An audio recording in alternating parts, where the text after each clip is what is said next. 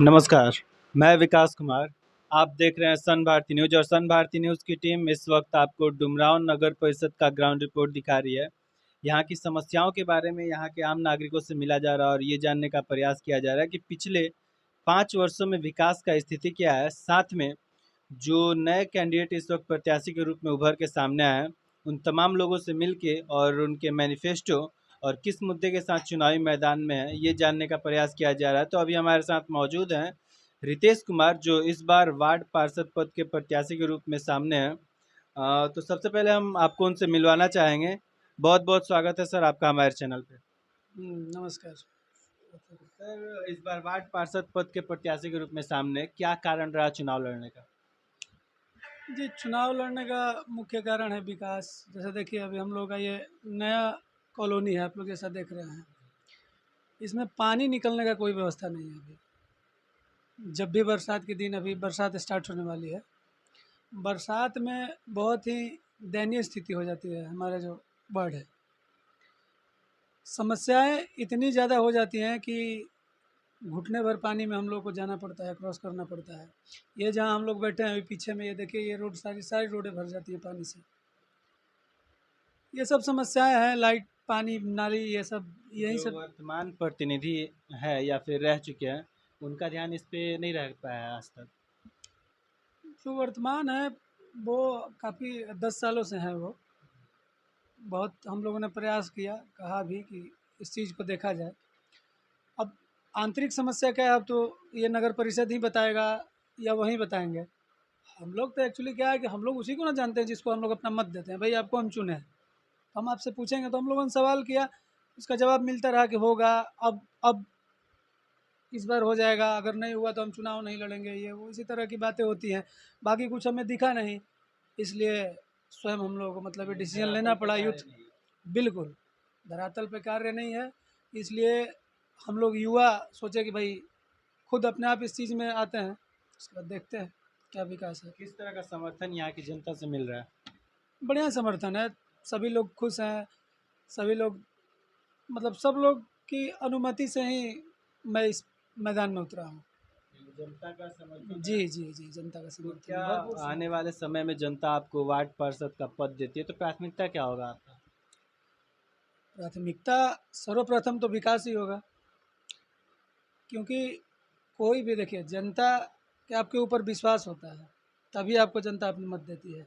ठीक है, प्राथमिकता यही होनी चाहिए कि जो उनकी इच्छाएं हैं, जो उनकी समस्याएं हैं, ना कि आपका पर्सनल से उनको कुछ लेना देना है। उनको भाई रोड सही चाहिए, उनको लाइट सही चाहिए, उनको नाली चाहिए, यही उनके। तो सबसे मतलब प्रथम कार्य मेरा यही होगा कि उस टाइप का विकास किया जाए, उस प्रकार का विकास किया जाए कि लोगों को सुविधा मिले, ना कि केवल मुझे सुविधा मिले, उस प्रकार का मुझे विकास चाहिए।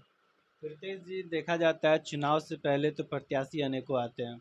सभी लोग दावा विकास का ही करते हैं, लेकिन जनता जिस विश्वास उम्मीद के साथ चुन के लाती है सत्ता में, पता चलता है कि 5 साल के लिए जो सपना दिखाया जाता है जनता को, वो अधूरा रह जाता है।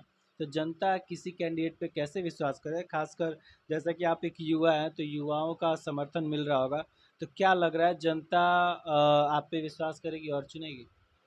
हाँ, मुझे विश्वास है, क्योंकि जनता जो हमारे पिछले प्रतिनिधि हैं, उन पे 2 टर्म जनता भी ने भरोसा किया, भरोसा जताया, तो विकास नहीं हुआ। चलिए, एक बार हो सकता है कि आप कुछ कारण दे सकते हैं कि भाई ऐसा हो गया, वैसा हो गया, फिर आप पे जनता भरोसा किया, फिर दोबारा से उपचुनाव भी हुआ था, क्योंकि जो प्रत्याशी थी हमारी आदरणीय थी, उनकी मृत्यु होने के कारण उपचुनाव हुआ था। उपचुनाव में भी जनता ने आप पे भरोसा किया कि चलो भाई, अब भी 2 ढाई साल बचे हैं, कुछ विकास हो जाए, लेकिन हुआ नहीं। तो मुझे पूरा विश्वास है कि जनता मुझ पर भरोसा करेगी, क्योंकि मैं जनता के बीच में रहने वाला हूँ, मैं उन्हीं के वार्ड का लड़का हूँ। जो हमारे प्रतिनिधि हैं, जो भी अभी तक रहे हैं, वो कोई हमारे वार्ड के नहीं रहे हैं, वो बाहर से दूसरे वार्ड के हैं, वो आके जीतते हैं। तो जनता का इस चीज़ पे विश्वास है कि चलो भाई, कोई तो है जो हमारे बीच का खड़ा हुआ है।